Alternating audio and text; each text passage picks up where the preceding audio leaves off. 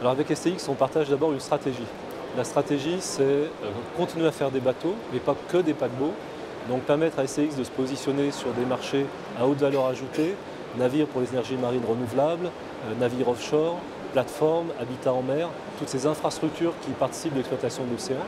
Et puis se diversifier vers les énergies marines renouvelables.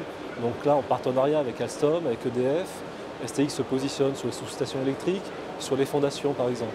Donc depuis 4 ans, la région a accompagné STX dans tous ses programmes de R&D pour développer des nouveaux produits. Et aujourd'hui, on est attentif à la conquête de marché pour STX et aux enjeux d'investissement qu'il y aura, sur lesquels l'État et l'actionnaire devront jouer le premier rôle, mais que la région peut accompagner pour permettre à STX de réussir cette diversification et de devenir un industriel des industries maritimes et pas simplement des paquebots. Concrètement, quelle forme prend ce soutien de la région Pays de la Loire? Soutien sur les projets de R&D. On est les seuls financeurs publics aujourd'hui des projets de STX sur les fondations, sur les sous-stations électriques, sur les navires poseurs d'éoliennes. C'est la région qui est le partenaire. On est également en partenariat avec STX sur la formation des personnels, comment on fait évoluer les qualifications pour permettre aux salariés d'STX de se préparer à de nouveaux métiers en partant des compétences historiques des chantiers navals.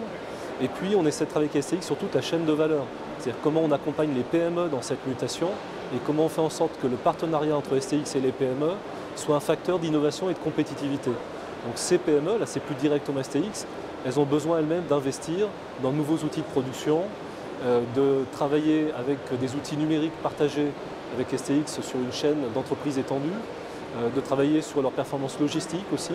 Donc on essaie d'identifier tous les leviers de compétitivité pour que ce soit l'entreprise étendue autour de STX qui soit plus compétitive. Sur la question des aides à l'industrie navale, et parfois c'est une question d'actualité européenne, quelle est votre position sur ce sujet, sur ces aides dont parfois on dit qu'elles peuvent créer des distorsions de concurrence et qui sont parfois contestées au niveau européen? Il y a deux types d'aides principales pour nous. Il y a les aides au financement des bateaux et l'idéal serait qu'il existe un instrument financier communautaire qui mette l'ensemble des pays de l'Union sur un même pied d'égalité et qui règle une fois pour toutes cette question de préfinancement des bateaux.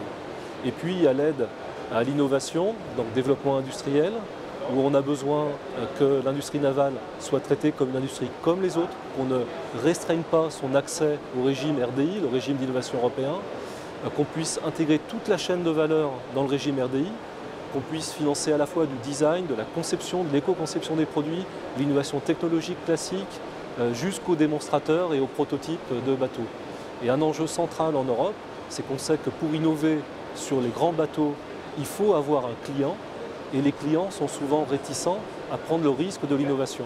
Donc nous, on pense qu'il faut que le risque soit partagé et que l'Europe intervienne sur le financement des premiers bateaux des séries innovantes, si on veut qu'il y ait vraiment de l'innovation de rupture, que l'Europe soit encore à la pointe des technologies au niveau mondial.